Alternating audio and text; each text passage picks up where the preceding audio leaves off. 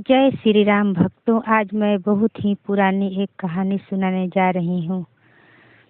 तो चलिए देर न करते हुए सुनाती हूँ। बहुत पहले की बात है। एक राजा थे। वह रोज सवेरे निकलकर बगीचे में सैर करने जाते थे। वहाँ जाकर देखते तो एक बुजुर्ग व्यक्ति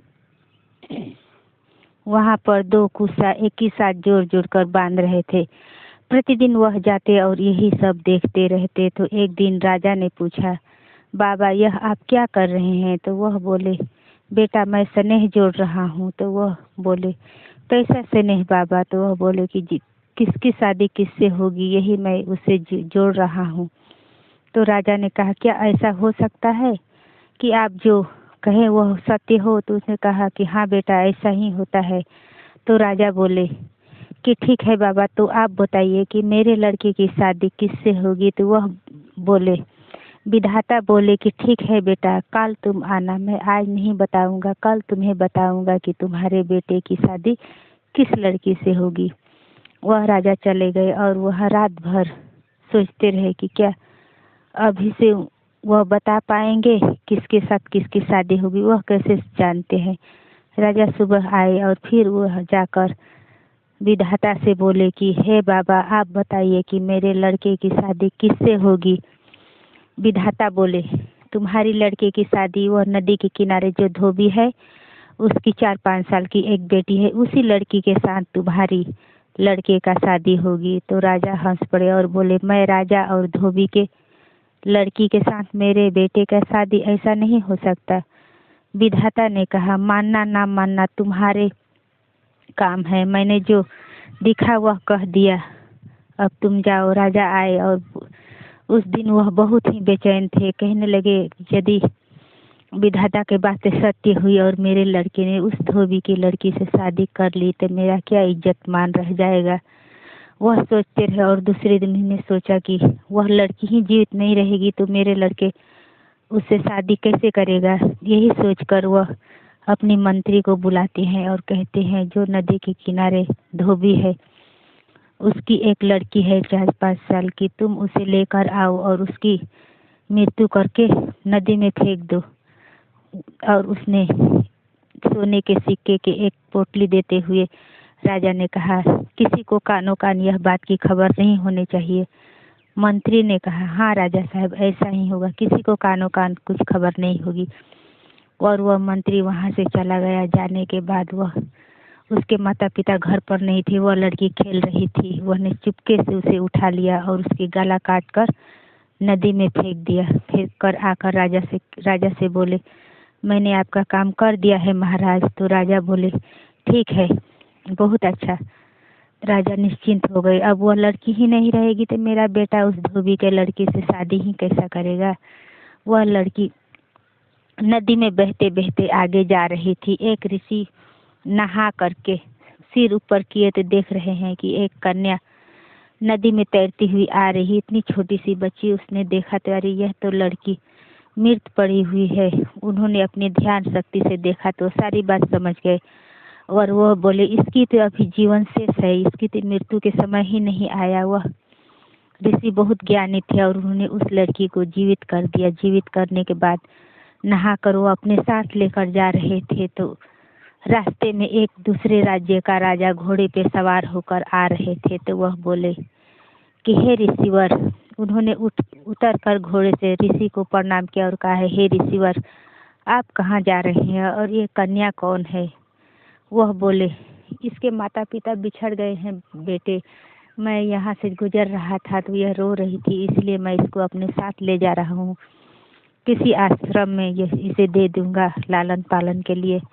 वह राजा बोला कि ऋषिवर आप अगर चाहे तो मुझे दे सकते हैं इस कन्या को, मेरी कोई कन्या नहीं है। तो वह ऋषि बोले कि अगर तुम ले जाओगे तो इसे अपनी पुत्री की तरह पालना, तभी मैं तुम्हें इसे दूंगा। तो वह राजा बोले कि हाँ ऋषिवर, मैं इसे अपनी पुत्री बनाकर ही पालूंगा, आप मुझे इस कन्या को दे दीजिए। ऋषि ने मुस्कुराते हुए मन ही मन मुस्कुराए और वह कन्या को उन्होंने राजा को दे दिया।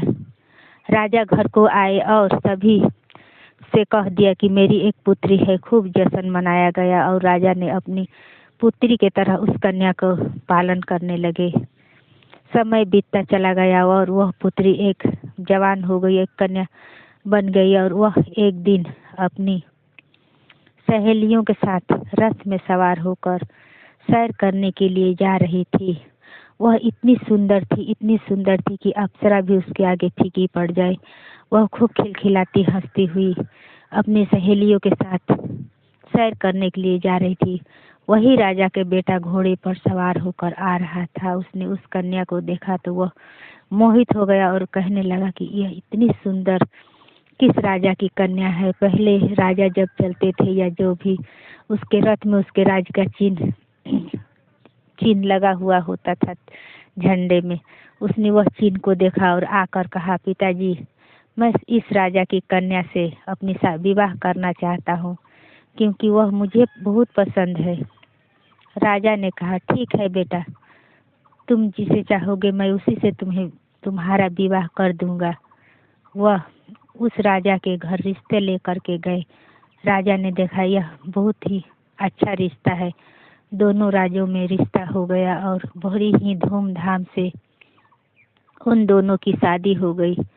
शादी होने के बाद राजा ने अपनी पुत्र वधू को लेकर आए। घर में खूब खुशियां मनाई गई, राजमहल पूरा सजाया गया और राजा पूरा निश्चिंत थे कि विधाता ने तो कहा था कि धोबी के लड़की के साथ ही मेरा लड़का का शादी होगा। वह मन ही मन अपनी जीत पर बहुत ही खुश थे और मुस्कुरा रहे थे। सुबह होते ही वह फिर उसी जगह पर पहुँचे और देखा कि फिर से वही बूढ़े बाबा विधाता उसी कुत्सा को एक दूसरे से जोड़कर गांठ बना रहे हैं। तो वह बोले कि हे बाबा, आपका कथन तो झूठा हो गया। आप तो फिर वैसे ही बना रहे हैं कि किसके साथ किसकी शादी होगी।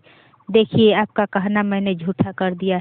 मैं इस देश के राजा की राजकुमारी से अपनी पुत्र के विवाह कर कर लाया हूँ। वह विधाता मुस्कुराए और बोले, वह वही लड़की है धोबी की जो तुमने मरवा कर नदी में फेंकवा दी थी। विश्वास न हो तो जाओ घर जाकर उसकी गला उघाड़ कर देखो। जितनी भी पुरानी जख्म हो पर निशान तो रह ही जाती है। उसके बाद आकर मुझसे कहना कि ये वही लड़की है या नहीं है। राजा को बहुत आश्चर्य हुआ और वह आने के बाद उसने अपनी पुत्र वधू को बुलाया और उसके गले का निशान देखा तो वह चकित रह गए और बोले कि अरे यह कैसा हो सकता है, यह तो असंभव है। फिर वह सारे बात समझ गए कि जो विधाता ने कहा वह सच होता है। जो भाग में लिखा रहता है कोई बदल नहीं सकता।